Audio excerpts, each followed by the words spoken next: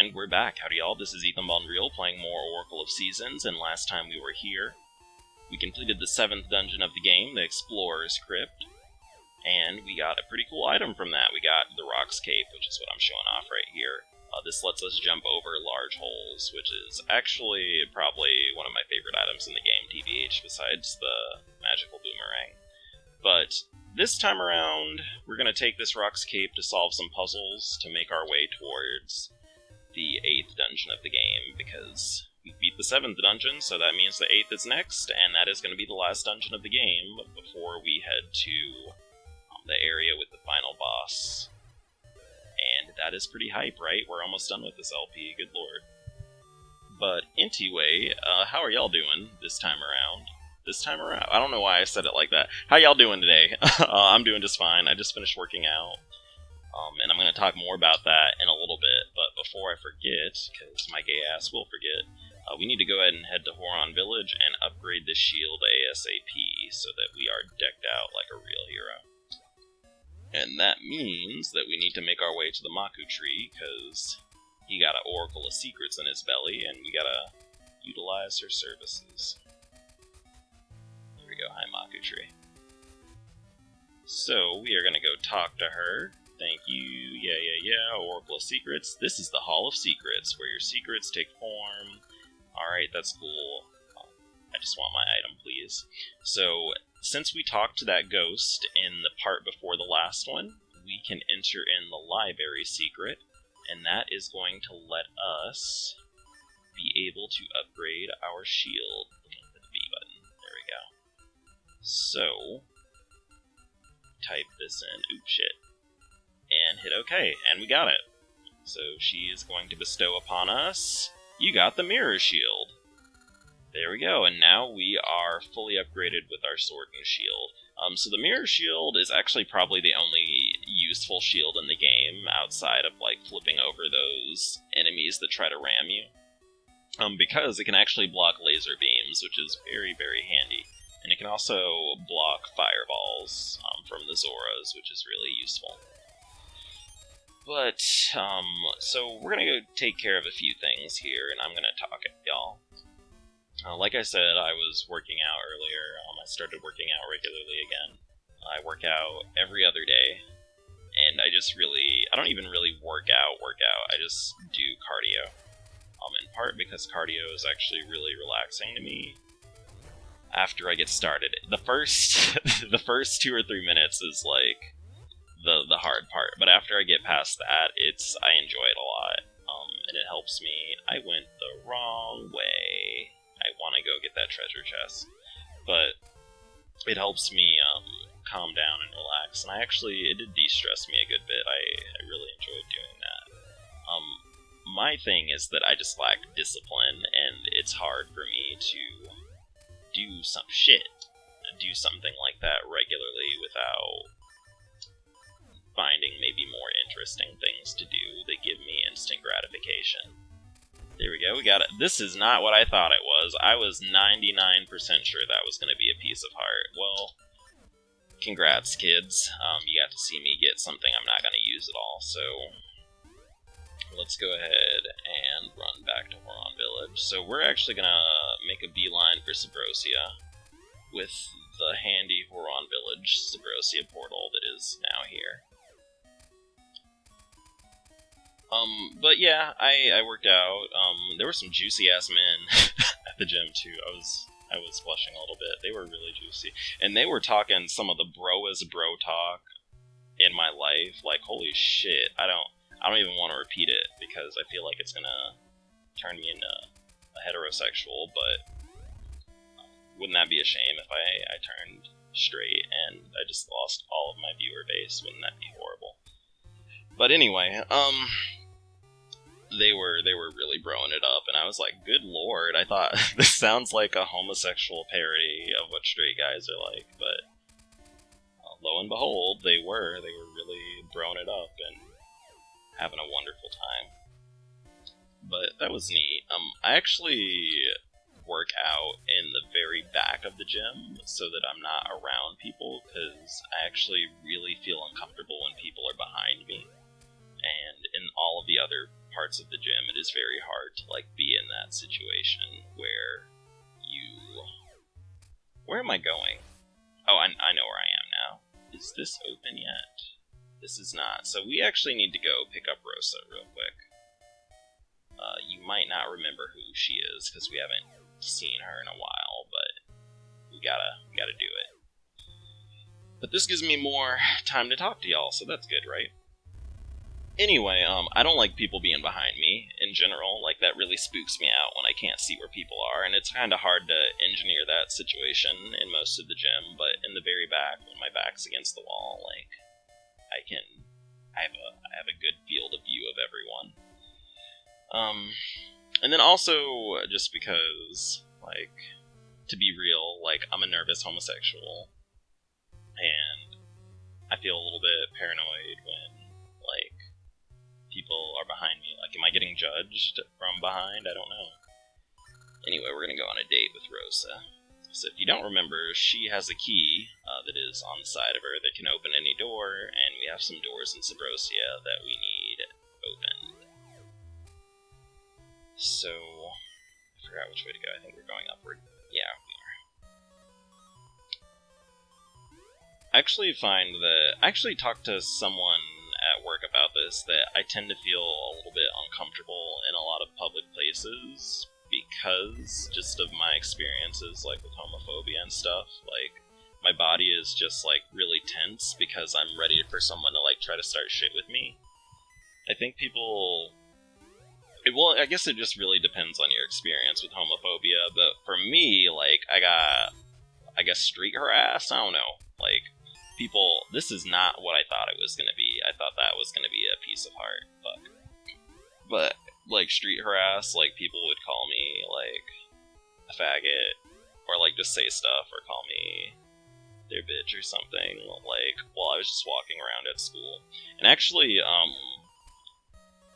when I used to live at a hotel for a while, and it's not as cool as it sounds, and for like 2 weeks, these boys that I assume were straight and like teenagers would like pop out and scare me and get like a real laugh riot out of like my feminine wails. Or like just me like screaming basically. And they used to think that was the funniest shit on the planet. And I mean, there's no, like, empirical way to say that, you know, they knew I was a homo, so they were fucking with me. But I think a little bit, straight boys can kind of sense it a little bit. Like, they don't know exactly what's going on. Like, they don't know exactly that it's you're gay, but they know you're a weirdo of some sort. And so, they kind of home in on that and kind of pick on people. This is not where I need to go. Oh, you know what? I know what to do. We have to blow something up. Also, this is actually the wrong Subrosia portal. I know exactly what we are supposed to be doing. So, we need to leave from that Subrosia portal, and to get there, we need to go through the overworld. So we can't even do this yet. I'm a little bit sad, but... Now we know. I forgot. Spoilers, I haven't fucking practiced this because, like always, I'm like, I don't need to fucking practice, I'm fucking great. But, again, this gives me more time to talk to y'all, but I feel like, I don't know, it's like really weird, like, straight boys can really like home in on, well, I guess men in general can, really home in on when people are like different, and they don't know exactly how, but they just can, they can feel it. And I think it's that paranoia over wondering if they can tell you're a homosexual or, like, you're a weird... I don't want to say a weirdo, I don't mean that literally, but, like, that they can tell you're different in some way. There's that fear that they can tell, and that kind of, like, guides a lot of our actions. So, in this case, what guided my actions was a fear that they would tell I'm a big ol' homo, just from, I don't know, like, the shape of my wrist or some shit. And that is not where I need to go. I think the closest one is going to be over here. Oh yeah, it is. I know what I'm doing now.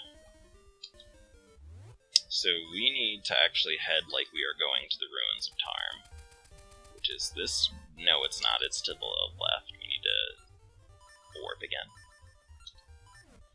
But, like, I just decided that I need to work in the back of the gym to feel safe, because I'm like, what if someone figures it out? But at the same time, I don't know, that's always, like, a big battle with me, because I actually tend to fuck with straight boys a lot, and I don't mean that, like, I tend to, like, hang with them. I mean, like,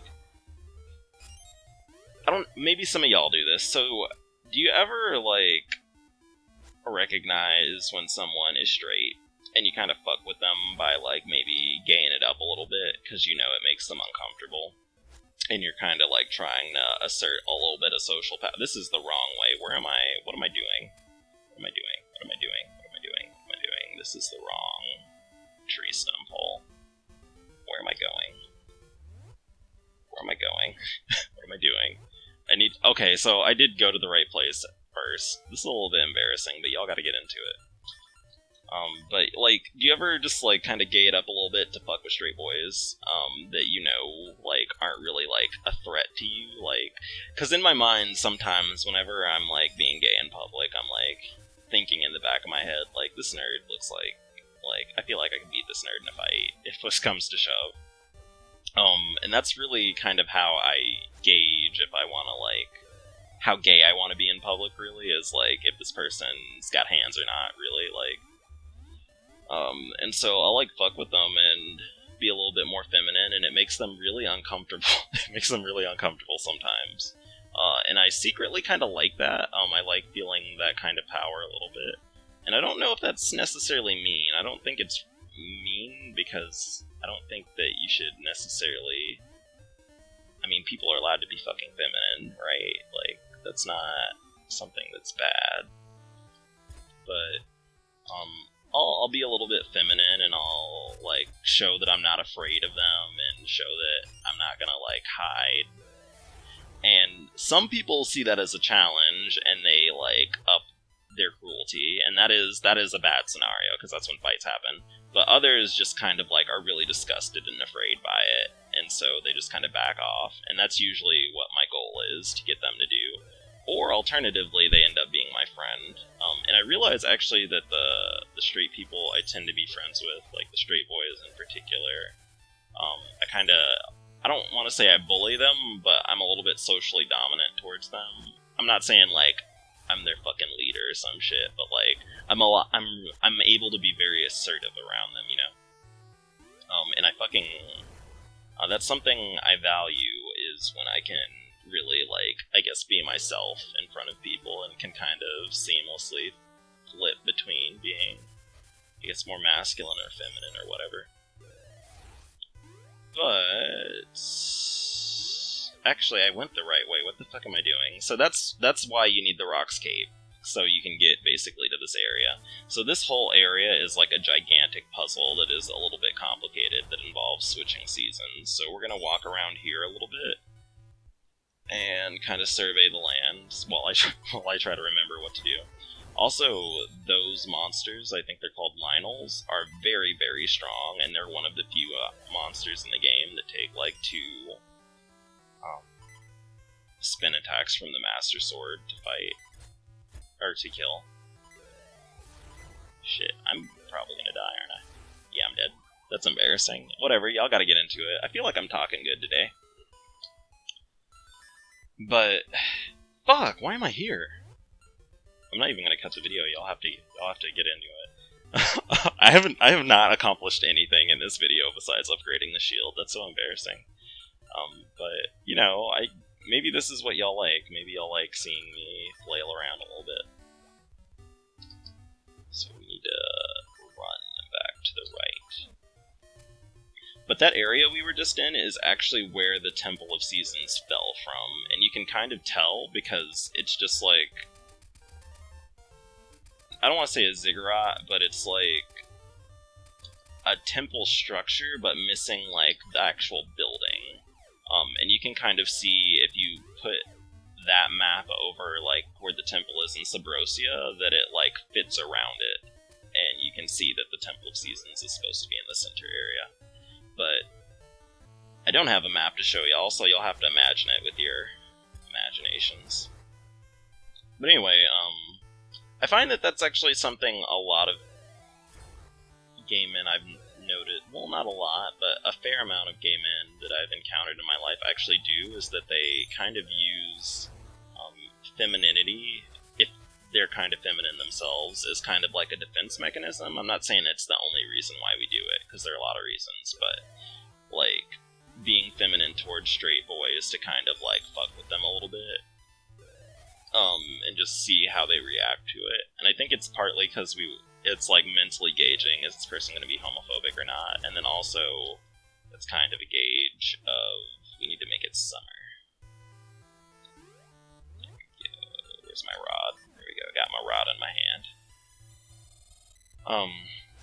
A gauge if they're homophobic, and then also, like, I think, like I mentioned, it just legit feels kind of nice to be assertive for once, and to assert yourself in a way that this is not the right way yet.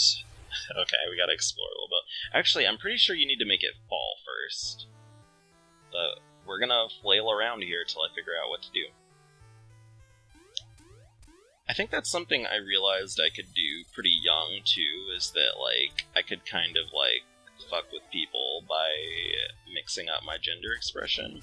And that's interesting because it's like, I think there are a lot of forces that try to, like, keep us from being feminine in our lives. So, like, I remember very vividly when I was younger, my uncle arguing with my mom about me having this baby doll that I fucking loved. It was just like one of them cheap dollar store, like, baby dolls that had the very unnerving face, and, like, you could feed it a bottle and, like, change its fake diaper. And I loved the shit out of that thing, and my uncle was like, that is going to turn him into a homosexual. And spoilers, he was right, I was gay, but I remember my mom just being like, whatever. And later on, I feel like she regretted that, because she definitely did not want me to be gay, but just, like, that fear of, like, gay men, or just people in general, I guess, being feminine, can be, like, weaponized in some ways. That's so fucking fascinating, to me. But it's also spooky, because sometimes you involuntarily get called feminine, and that means that you're also gonna get, like, harassed, and that is really the balance. And I find that that's actually kind of one of the appealing parts to me about some of the gay media that I consume. There we go, we made it to where we need to be, so we actually accomplished something. But to cement that, we need to get rid of this rock. There we go, get out of here, fucker. And we're gonna go in here. So, this fucker is just throwing random shit into this hole. This shoots off huge fireworks. So, this is actually a hint that we need to actually throw random shit in here. And by random shit, I mean we're throwing a bomb in this volcano. And it is going to explode. And this is going to permanently change part of Subrosia, because of the chain reaction that the explosions cause. And it's going to permanently change our overworld, which makes a little bit not sense.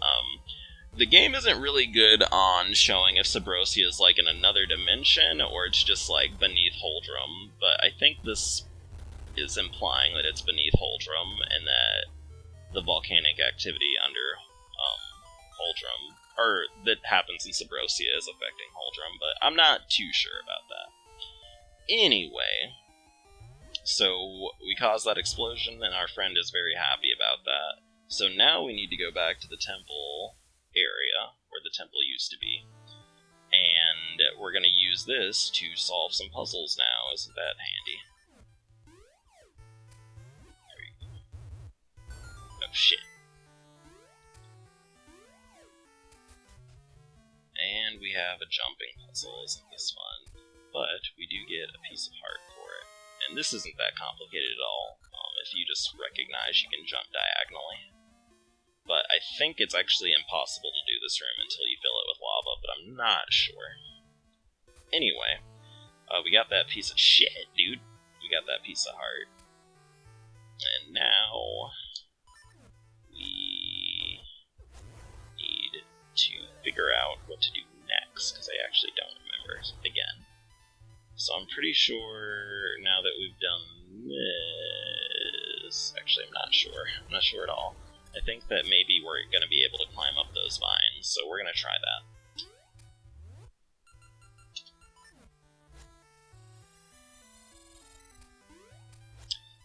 But I think one of the neat things about that, like the whole using kind of femininity as like a gay man to like kind of intimidate other people, is that it kind of takes what people treat us as being bad for and like using that as like a source of power, which is pretty fascinating to me. That there's just that capacity to do that, and that I've seen other people do it, so it's not just me. And I think it... Actually, I've noticed it also bothers a lot of other gay men, because I think a lot of people are really set in this mindset that we should really, like, hide and kind of be afraid of straight people a little bit. I mean, that's not what they say, but, like, have you ever noticed that some people, like, if you, like, talk about gay shit in class and you're gay, or, like, you're an obviously gay person, like, sometimes other gay people get, like, really fucking offended by that. Like, how dare you exist in public and, like, not be ashamed of yourself. And that's kind of what I'm talking about with this, that, like, when you use femininity as, like, a defense thing, or, like, as a way to, like, assert power, like, some people get really bothered by that, because they feel like femininity should only be a source of shame. But that's not how I feel, so, me, being a black person, I'm gonna do whatever the hell I want, and I'm gonna be as feminine or masculine as I want to be. And that's how things is gonna work.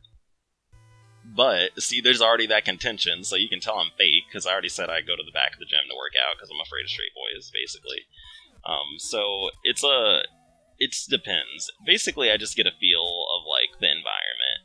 And if it's a place I'm familiar with, or I feel empowered in a little bit, or at least I feel like I'm not going to be ganged up on, like, I'll just be a little bit more feminine, because that's what I'm cool with. But otherwise, I'll just kind of portray not really having, I don't want to say not having a gender expression, but I just kind of portray I almost use awkward nerd as my gender. Like, I just don't talk about myself. I only talk about, like, video games and stuff. And I don't really talk of much of substance, so people just think I'm shy, but in fact, I'm just scared homo. Anyway, so this video came out to be pretty juicy. I liked how it came out, other than me playing like garbage, but, you know, we made it to here, and this is actually... spoilers, the entrance to the 8th dungeon, which is in Subrosia. So, we are going to walk up here, and I am going to pop my head in. And this is a very angry looking volcano, friends. I'm going to pop my head in, and... hey, a cutscene. Zelda, no! Hey, it's Thick Impa.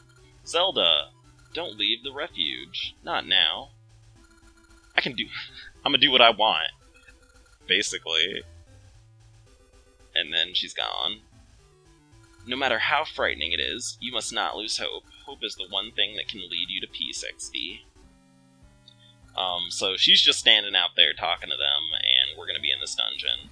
But that's not gonna happen now, because we are gonna wait till the next part to do it. So this is the Sword and Shield dungeon, which is probably the most complicated dungeon in a 2D Zelda game, IMOTH, because it is, like, real hard. I remember wanting to tear my little gay eyeballs out of my head trying to do this when I initially played it. But anyway, I'm gonna see y'all later. Thanks for watching. Feel free to subscribe if you're a new viewer. I keep forgetting to ask y'all to do that. If you like me talking about gay shit, feel free to leave a comment and tell me that you liked it. If you agree with the idea that some people do use femininity to, like, as a defense mechanism, or that they use it to, like, empower themselves or protect themselves, feel free to say you agree with me, or tell me you don't agree. I won't argue with you, because I don't argue with people on YouTube, but, you know, get into it. And, yeah, just feel free to comment or whatever, because I like getting comments. But anyway, I'm gonna see you nerds later. Thank you for watching, and